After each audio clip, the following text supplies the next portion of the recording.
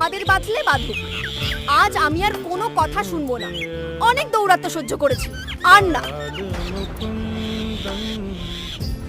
আবার ছোট, উফ, এসব কি হচ্ছে?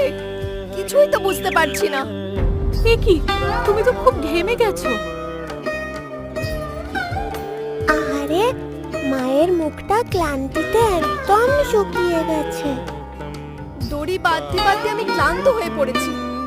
ওই জন্যই তো বলছি, এবার তুমি ঘরে যাও।